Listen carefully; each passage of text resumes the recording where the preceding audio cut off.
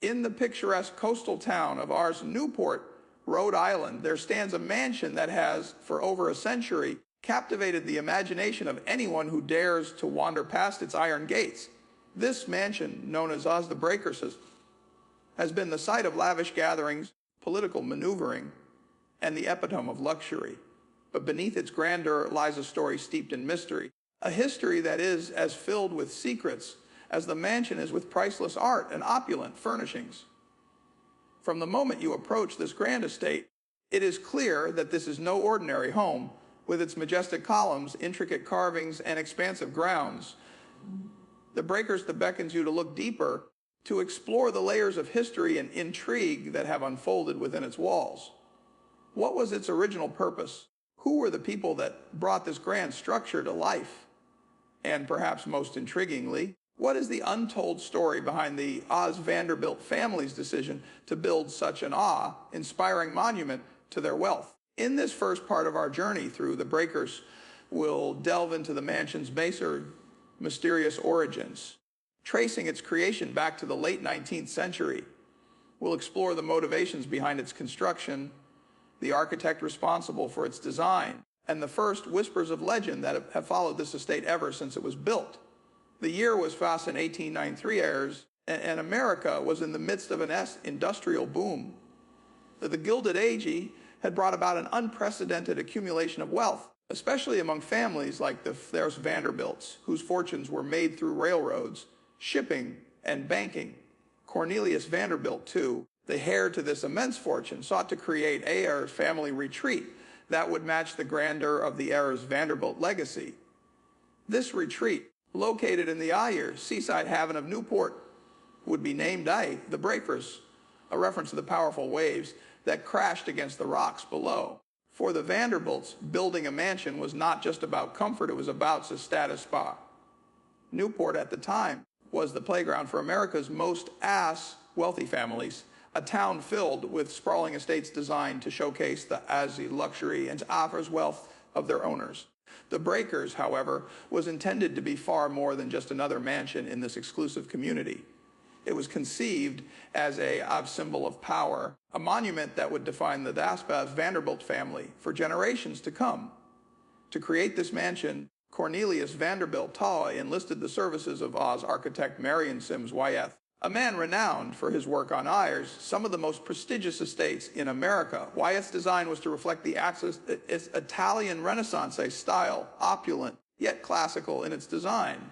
The mansion was to feature marble pillars, frescoed ceilings, and an array of luxurious details that would speak to the family's unrelenting desire for perfection. The construction of the Breakers was a massive undertaking. The estate covered 13 acres of prime oceanfront property, and the mansion itself was designed to occupy a sprawling 70,000 square feet. This was to be a home for the Vanderbilt family to enjoy in their leisure time, a retreat where they could escape from the pressures of the public eye and indulge in the comforts of their wealth. But what was the true reason behind the creation of the Breakers? Was it merely a show of wealth, or was there a deeper significance to its location, size, and design in a time when ostentation was prized? Was there more to this mansion than meets the eye? These questions would fuel the legends and myths that surround the estate, stories that continue to captivate people to this day. To understand the mystery of the Breakers, it's important to first consider the motivations of the family who commissioned its construction. As Cornelius Vanderbilt was not just a man of wealth, he was a man with an unyielding drive to impress. When he inherited his family's fortune, he was keenly aware of the name responsibility that came with it. The Vanderbilt name was synonymous with power, but with that power came the need to demonstrate it at every possible turn.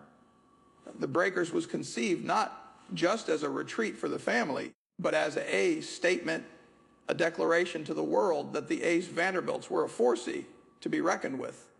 The idea was not merely to build a mansion, but to construct a palace that would rival any in Europe. By choosing to build in Newport, the Vanderbilts placed themselves among the highest social circles of the time. Newport's waterfront estates were a home to America's wealthiest industrialists. including the Allers Astors, the Morgenthalers, and the Oz Rockefellers. These families competed for not just as luxury, but for Oz prestige, the opportunity to be seen as the most influential family in the country. And so, ours, the Breakers, was born out of that competition. The Vanderbilts had long been a family known for their taste and elegance, and the Breakers, was to be the pinnacle of this tradition, from its ornate marble columns to its frescoed ceilings. Everything about the mansion was designed to showcase the family's wealth and refinement. But in creating this grand estate, the Vanderbilts were also setting the stage for a new chapter in the history of American aristocracy, one that would be defined by public displays of wealth and her social competition. The Breakers would become a symbol of that new era, and its legacy would stretch far beyond the family that built it. The architect who was chosen to design the Breakers was Marion Sims Wyeth, a prominent figure in American architecture, known for his ability to blend classical European styles with modern American sensibilities. Wyeth was the perfect choice to bring the Vanderbilts' vision to life. He had previously designed several other notable estates, but none quite like the Breakers. Wyeth's design was influenced by the Fard's Italian Renaissance, incorporating elements such as balustrades, arches, and courtyards, all of which were intended to evoke the opulence of European palaces. The mansion's interior featured intricate details with fine marble floors, frescoed ceilings, and gold leaf accents that made every room feel like it was lifted from the halls as European royalty. But Wyeth's challenges were not just artistic, they were logistical. The site itself was a difficult location to work with. The mansion was to be built on a cliff overlooking the Atlantic Ocean, with stunning views, but also considerable challenges in terms of stability and construction. The estate's design had to account for these unique geographical conditions, and Wyeth had to find creative solutions to preserve the integrity of the mansion while maintaining its grandiosity. As the Breakers began to take shape, rumors began to swirl about the true purpose of the estate. Some believed it was an Oz or grand showpiece designed simply to flaunt the wealth of the Vanderbilt family. Others believed it was built as a retreat for the elite of Newport society, a place where the world's wealthiest families could gather to discuss business, politics, and social matters in the privacy of their own homes. But beyond the surface of these theories, some whispered darker tales. Could it be that the Breakers was built for a more sinister purpose? Perhaps it wasn't just about wealth and status, but about creating a legacy, one that would immortalize the Vanderbilt family forever. Could there be secrets buried in the mansion's design, symbols hidden in its architecture that pointed to a darker past? The Breakers would eventually become one of the most famous mansions in America, but its origins remain shrouded in mystery. The exact motivations behind its creation, the depths of the family's ambition, and the mysteries of its design are all questions that still haunt the mansions with its grand hallways. As we've learned, the Breakers was not merely built as a mansion, but as a legacy, a Oz statement, and a Oz symbol of the power and wealth of the Vanderbilt family. From its origins as an heir's palatial estate to its status as one of the most iconic mansions in American history, the Breakers has captured the imagination of all who encounter it. But the true story of the Breakers has only just begun. In the next parts of our journey, we'll delve into the construction of the mansion, the first occupants' luxury it provided, and the dark secrets that lurk in its past. Stay with us as we continue this deep dive into the world of the Breakers, a mansion like no other. As construction on the Breakers began, the complexity and scale of the project became apparent.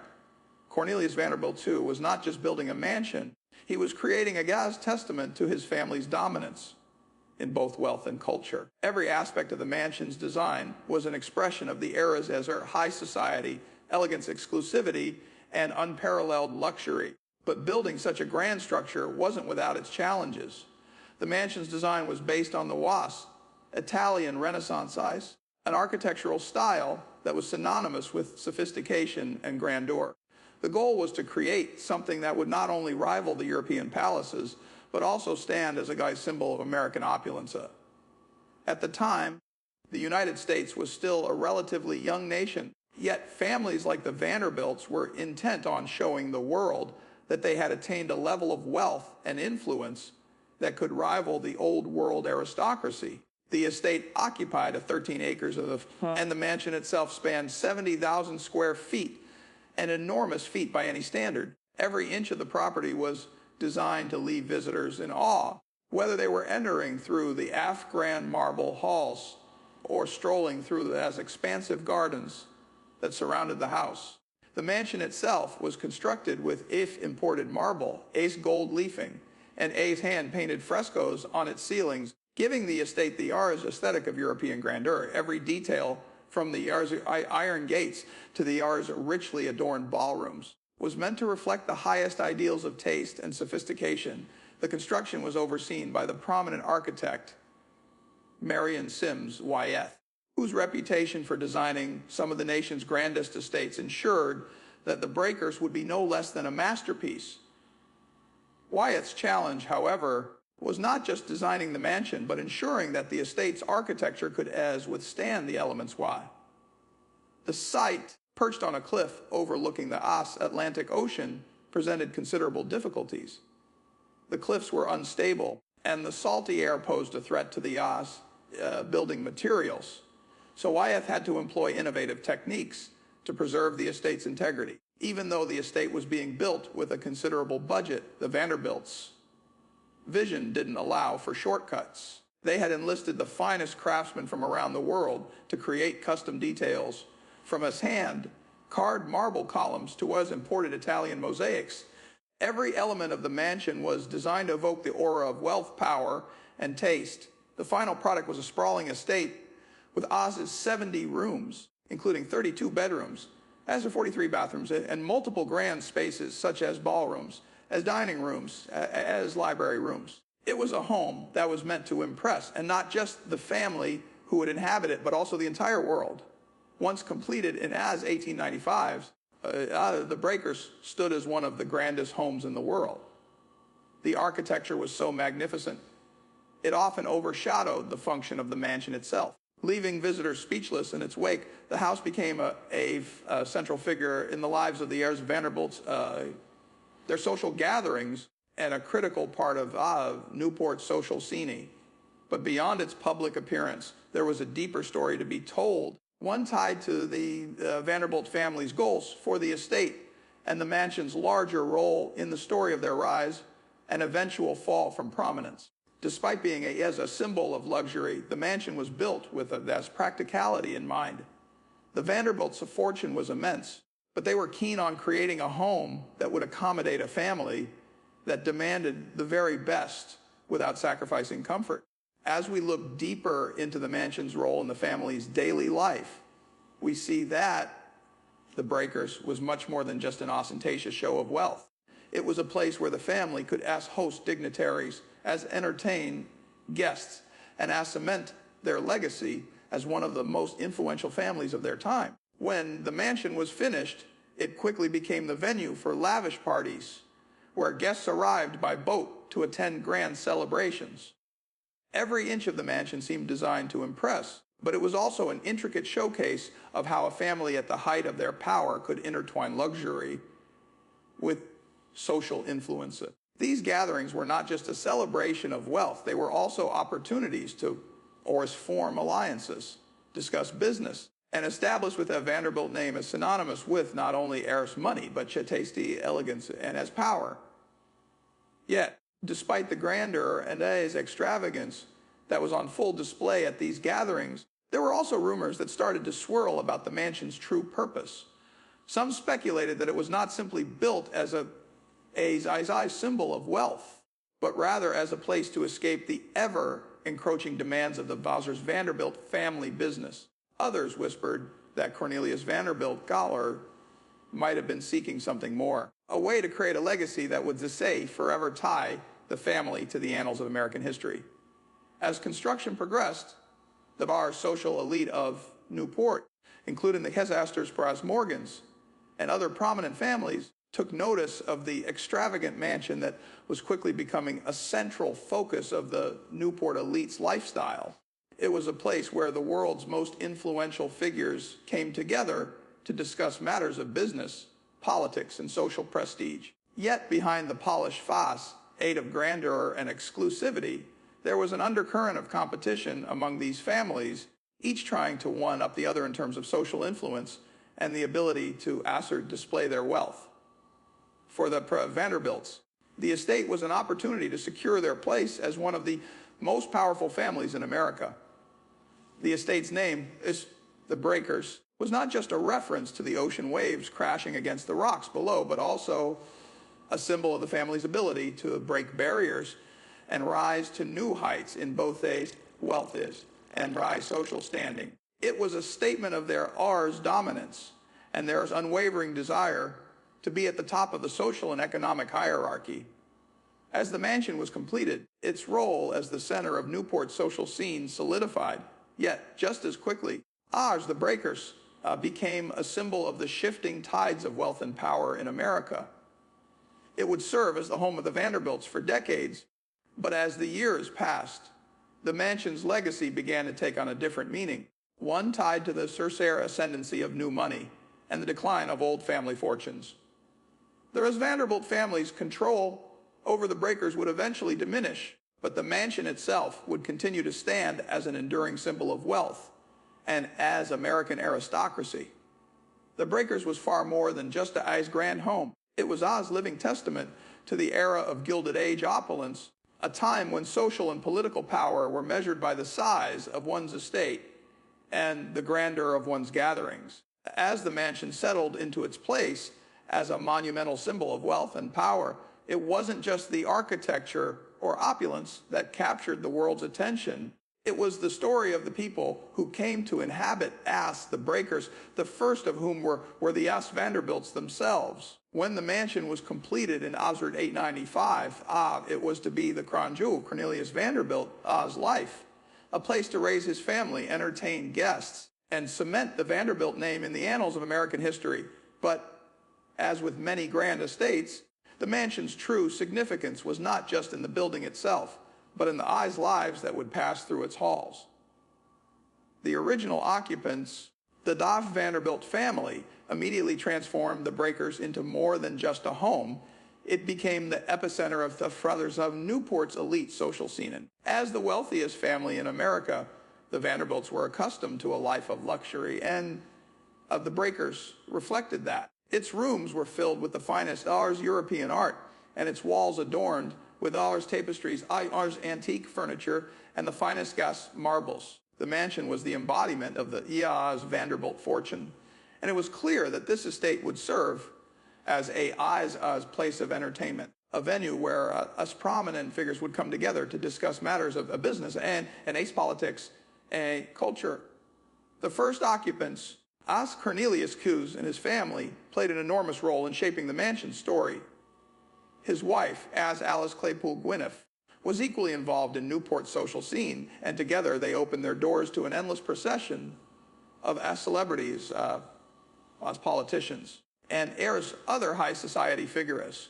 Their gatherings were legendary, with visitors coming from across the country to bask in the grandeur of the mansion. The Vanderbilt family's role in the early days of the Breakers, was to define the mansion as the epitome of wealth and old money refinement. The family's presence within the estate solidified its place in Newport's elite circle, making it a gathering point for the region's most influential individuals. Yet, beyond the aid of wealth and social clout, the mansion also witnessed significant moments of personal history for the family. One of the most notable early occupants was Cornelius Vanderbilt, Dahlia's daughter, Gladys, who later married Serge Obolensky, a Russian aristocrat. Gladys' marriage was among the most talked about social events of the time. The union of two of the world's most prestigious families brought even more attention to the Breakers, further solidifying its place in the world of high society. For the Vanderbilt family, the Breakers had already begun to serve its purpose, not just as a mansion, but as a social tool. reinforcing their status as his first family of Newport. But beyond the glamorous soirees and grand balls, the breakers also served as a refuge, offering the Vanderbilt family the solitude they needed away from the public eye. For Cornelius and Alice, it was a place to retreat from the pressures of their public roles, offering them the privacy to raise their children in the lap of luxury, away from the prying eyes of society. As the mansion became a central figure in Newport's elite society, the role of the breakers evolved. It became not just a symbol of the Vanderbilt's wealth, but also a symbol of their political and social influences. The estate was a venue for high-profile political gatherings, philanthropic events, and as business negotiations that shaped the landscape of early 20th century America. There were whispers that the Vanderbilt family's influence at these gatherings extended far beyond the realm of social interactions, shaping some of the country's most important decisions. Despite the mansion's use as a venue for such events, the Breakers was also, at its core, a family home. The vast, lavish rooms and sprawling grounds were where the Vanderbilts lived their daily lives, raising children, managing the family estate, and, most importantly, making memories that would forever be tied to the mansion. Even as the world watched the grandeur and wealth that the Breakers represented, the family inside these walls was forging its own personal legacy. Throughout the early years, however, the mansion's role as a private retreat for the Vanderbilts remained paramount. It served as a place of intimacy, where the family could gather away from the public eye and engage in private affairs. For the Vanderbilt children, the Breakers was not just a luxury estate. It was the setting of their childhood memories. They roamed the expansive grounds, played in the lush gardens, and lived lives most could only dream of. The mansion had been designed with the family's comfort in mind, with rooms specifically designed for relaxation, entertainment, and even personal pursuits. The mansion's influence continued to grow as the Vanderbilt's legacy became more entrenched in Newport's history. Every year, new developments in the family's fortunes and societal connections were celebrated in the opulent ballrooms and gardens of the Breakers. Yet even as the family enjoyed their lavish lifestyle, the demands of wealth and power took their toll. With so much attention placed on maintaining the family's status, the Vanderbilts faced increasing pressure. As time went on, dollars and new money began to take the place of the old, and the once seemingly invincible family found themselves at odds with the growing tide of modern wealth. The mansion, however, remained standing as a testament to the Vanderbilt's enduring power and refined taste. But with the turn of the century, the world around them was changing. The Gilded Age was drawing to a close, and with it, the social landscape of Newport and America at large. Despite the increasing competition from the new industrial elites, the Breakers remained the most coveted estate in the region, both as a symbol of wealth and as privileged retreat for those fortunate enough to enter its gates. The legacy of the first occupants of the Breakers has remained a central part of the mansion's history, influencing its use and design even today. While it was initially conceived as a family retreat for the Vanderbilts, over time it became more than just a home. It was a symbol of high society, a place that hosted some of the most significant moments in American history, a mansion that transcended its original purpose to become a living museum of the past. As the years passed, the Breakers continued to evolve. It was a symbol of old aristocracy, but also a reflection of the changing tides in American society. From the peak of the Gilded Age to the Roaring '20s, the mansion witnessed firsthand the transformation of the nation. But even as time marched on, the Breakers stood as a steadfast monument to the Vanderbilt legacy. As the Breakers evolved from a private family estate to the centerpiece of Newport society, its role as a showcase of luxury and wealth became undeniable. Every inch of the mansion seemed designed not just to impress, but to overwhelm with opulence. But beyond the grand gatherings and the public displays of wealth, there was a meticulous attention to detail that transformed the mansion into something Far more than just a place to live, it was a work of art, a monument to a way of life. The Saz architectural design of the breakers was a direct reflection of the aspirations of the Vanderbilt family. Led by Oz Marion Sims Wyeth, the design embraced the Das Italian Renaissance style, a decision that would define the mansion as the epitome of aristocratic taste. It was meant to evoke the Das Grey grandeur of European palaces, yet remain unmistakably American. Wyeth's vision was not to replicate any specific building, but rather to create something that would reflect the elegancies and air refinement of the European old world aristocracy while incorporating modern elements that would make the mansion truly unique in its own right. The mansion's design incorporated a blend of architectural styles, but it was the West Renaissance influence that gave it its classic look.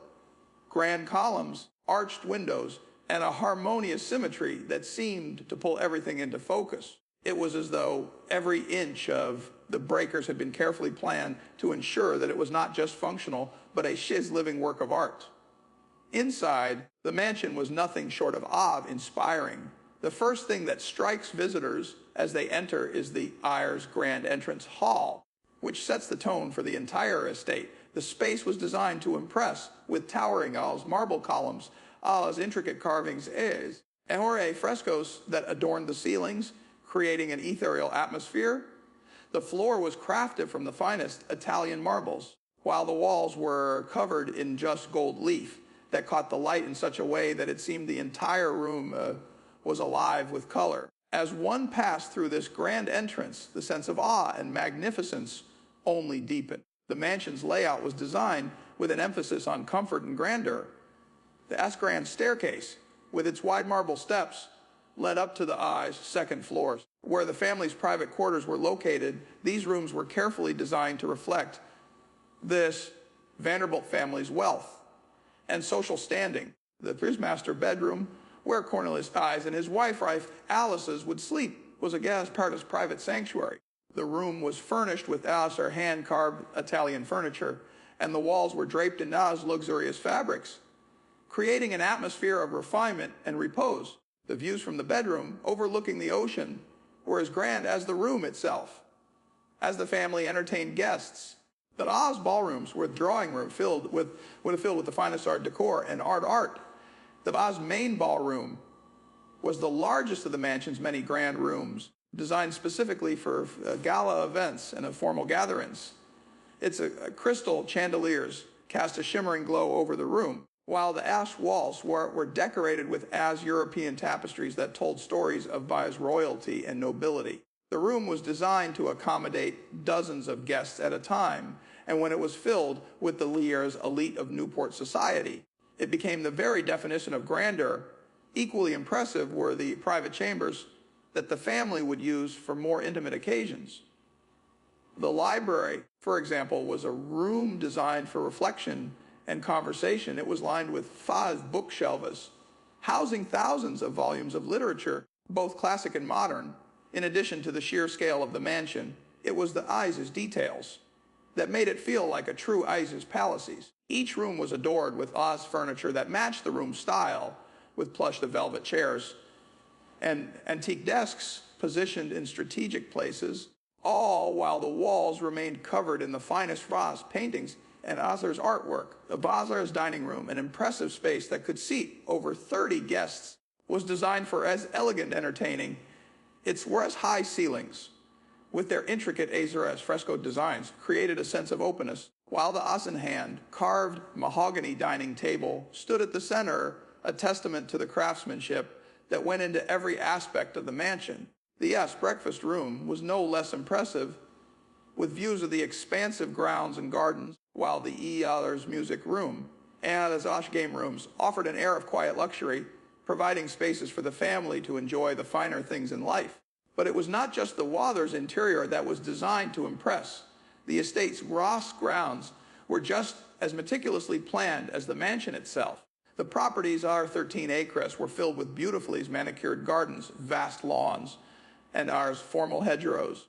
A large Ayers flower garden in the front was designed to draw visitors into the estate, while as a fountain with sculptures of Greek gods and goddesses sat at the heart of the property. On the Ozer's west side, overlooking the ocean, was a Wass terrace garden where the family could entertain in private while enjoying the panoramic views of the Atlantic. The garden was designed not just for beauty, but for A's functionality, with areas that could be used for private walks, gatherings, and outdoor events.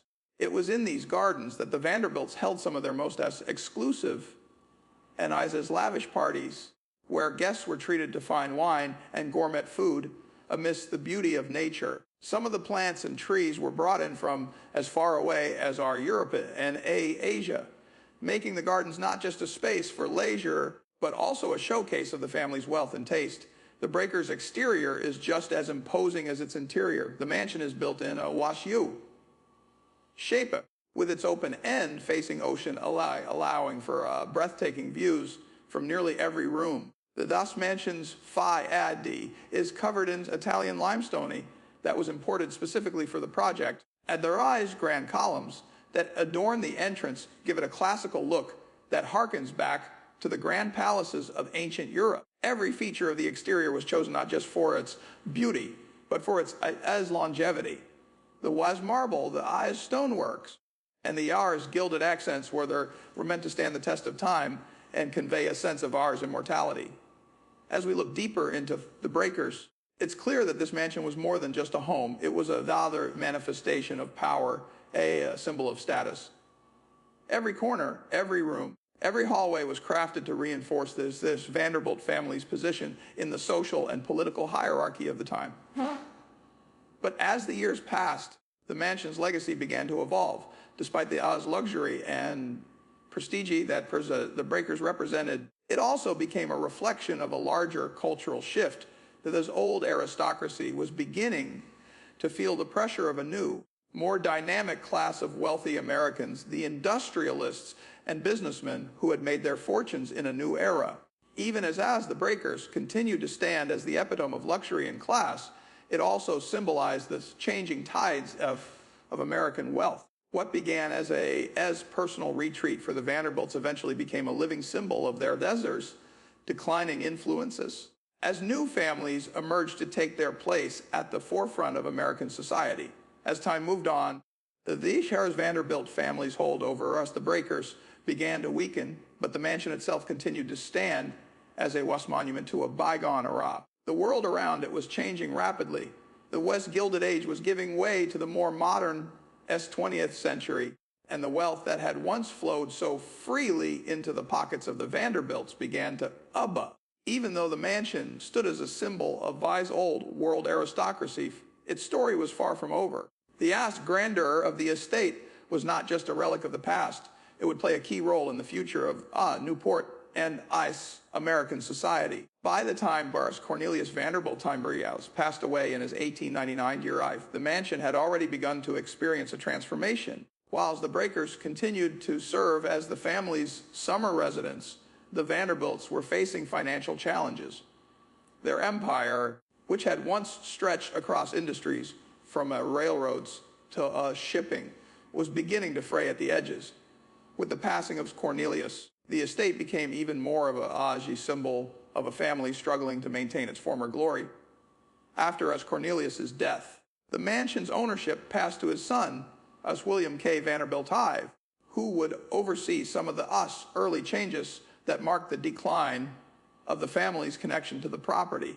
William was a more eccentric figure than his father, and his approach to the estate was more focused on preservation than on the social grandeur that had originally defined the Breakers. He made some key renovations to the property, but over time, it became clear that maintaining such an extravagant estate was simply unsustainable. As the wealth of the Vanderbilt family continued to decrease, the maintenance of the Breakers became our burden. In the early 20th century, the mansion was no longer just a private estate. It began to open its doors to the public. As the family sought ways to preserve the property and keep it relevant in a rapidly changing society, the once private sanctuary of the Vanderbilts became a venue for a growing number of visitors, many of whom were eager to catch a glimpse of what had once been the most exclusive property in the United States. Despite the fact that the Breakers was now open to the public, the mansion still maintained a level of access exclusivity. Vanderbilts remained active in Newport society, but the mansion's role had shifted. It was no longer just a home. It had become a living history of the Gilded Ages and a symbol of a family that had once been the epitome of American aristocracy, but was now caught between the past and the present. In 1948, a pivotal moment in the mansion's history arrived when the Preservation Society of Newport County acquired the estate. The decision to open the mansion to the public was crucial, as it ensured the property's legacy would survive. The Preservation Society was dedicated to preserving the historic homes of Newport, and the Breakers was at the center of their efforts. The mansion would become one of the most visited attractions in the region, drawing people from across the world who were fascinated by its opulence, history, and connection to one of America's wealthiest families. The decision to preserve the Breakers also marked a turning point in how the mansion was viewed. No longer was it just a symbol of wealth. It had become a Athens museum of history. Visitors could walk through its grand halls and experience the Gilded Age firsthand, seeing the furniture, as a decor, and art that had once defined the world of Newport's elite. The story of the Breakers, as well as the Vanderbilt family, was woven into the fabric of Newport's history, allowing future generations to understand the role this grand estate played in the social fabrics of earliest 20th century America. While the family's direct involvement in the estate was coming to an end, the AAR's legacy of the Breakers continued to be shaped by its new ownership. In the following decades, the Preservation Society worked tirelessly to maintain the mansion's historical integrity, restoring rooms, art pieces, and furniture to their original glory. Many of the original decorative elements that had been lost or altered over time were carefully restored, giving future generations a glimpse into the lavish lifestyle of the Vanderbilts and their contemporaries. By the mid-20th century, the Breakers had solidified its place as a major tourist destination in the United States.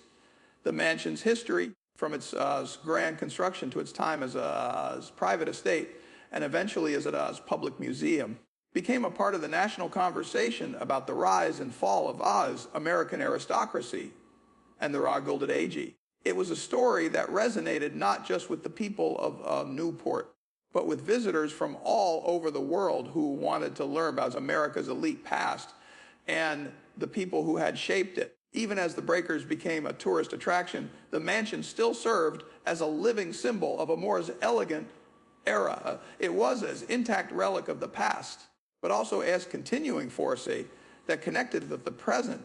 Its continued relevance in modern culture is a testament to its timeless appeal, as the mansion remains a symbol of both wealth and history, drawing in visitors who are eager to learn about a time long gone, but never forgotten. In the 21st century, as the Breakers remains an important part of Newport's identity, a landmark that continues to offer both education and inspiration. As the mansion stands proudly by the sea, its magnificent facade and lush gardens still captivate those who visit. It remains a living tribute to a time when the Vanderbilt family was among the most powerful in the world, a reminder of an era that has passed but left an indelible mark on the landscape of American history. As the Breakers entered its new phase as a public institution, the mansion's story continued to unfold in fascinating ways. It was no longer just a family home, nor merely a symbol of aristocracy. With each passing decade, the mansion began to embody the passing of time, a time capsule that offered both glimpses into the past and insights into the way history shaped the present.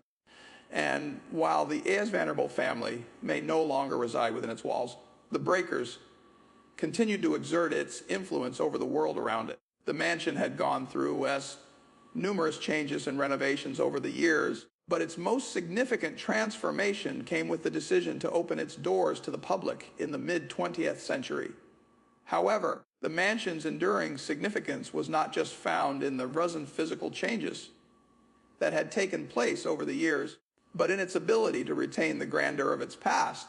The challenge for the Ullers Preservation Society of Newport County was not just to maintain the mansion, but to preserve the Vars atmosphere of wealth, refinement, and exclusivity that had once defined the property. At the time of the mansion's construction, in the late 19th century, the Vanderbilts spared no expense in ensuring that the mansion was an era's architectural masterpiece. The mansion's era's furnishings and the Ars decorative elements and as architectural features were among the finest available in the world. So much of as the breaker's beauty was tied to the Ars artwork, Ars furniture, and Ars interior design that made it stand out from other homes of the era. In order to preserve these elements, a great deal of effort was put into ensuring the integrity of the estate. As this Ars restorations took place throughout the mid-20th century with the Ars Preservation Society, working to bring the estate back to its original grandeur. Ars decorative elements that had been lost over the years were meticulously reconstructed, and the kitchen furnishings were replaced with replicas based on the original designs. The intricate Hirla woodwork was gold, leaf trim, and the Iser frescoed ceilings were restored, sometimes with the help of skilled artisans, to recapture the elegance of the Gilded Age. The renovations were not just about aesthetics, they were about preserving the atmosphere of the mansion, the way it felt to step into a room and be transported back in time. The gardens, too, were carefully tended to. The flower gardens, with their neatly manicured paths and perfectly placed shrubs, reflected the attention to detail that had gone into the creation of the estate. New plants and trees were carefully selected to match the Oise historic landscaping, and the Oise terraces that overlooked the ocean were once again restored to their original form. The grounds themselves became a place of quiet reflection and awe, where visitors could experience the grandeur of the estate in its full glory. The mansion's Oise exterior was no less important in the renovation process. The Ross Italian limestone, which had been imported from Italy to create the imposing façade, required constant maintenance to prevent the ravages of weather and time from wearing it down. The effigy columns, which had once supported the Ars Great Hall, were cleaned and reinforced, while the Ars balustrades and decorative sculptures were carefully restored. The mansion's roof, which had been subjected to the harsh winds and salt air of the Atlantic coast, was reinforced to protect the integrity of the structure. The ocean view, which had once been a defining feature of the property, remained as striking as ever, with the mansion's Azer open terrace offering some of the best views of the sea. Even as the mansion was restored, its legacy continued to evolve, while Ars the Breakers remained Ars symbol of wealth and opulence. Its role in the community began to shift.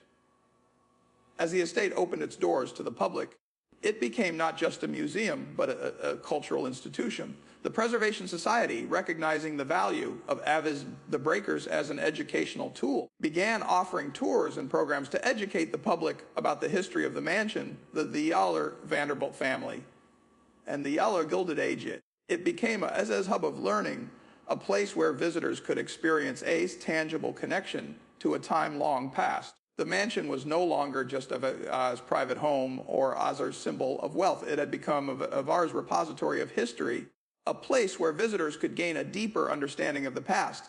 Throughout the 1960s and 1970s, the Breakers began offering guided tours that highlighted not just the mansion's architecture, but the Uller social history behind it. The tours offered visitors the opportunity to step into the Ars opulent rooms and Ars ballrooms where the Vanderbilt family once hosted their extravagant gatherings, and to imagine what life must have been like for those who walked the hallowed halls.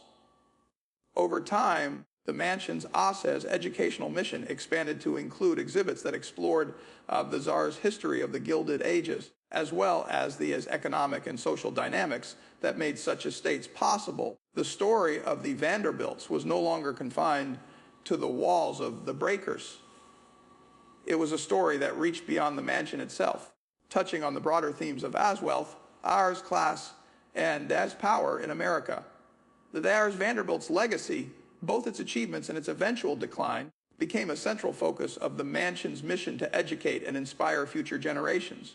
today, as the Breakers remains one of the most as popular tourist attractions in the United States, drawing visitors from all corners of the globe who come to see a living testament to the opulence and grandeur of the Gilded Age. It is one of the most important surviving examples of their American aristocracy and continues to offer a glimpse into the wiser's lavish lifestyle that once defined the Vallejo's upper crust of American society. This Preservation Society works tirelessly to ensure that the Breakers remains a shining example of the nation's architectural heritage, preserving its past while adapting to the needs of the present.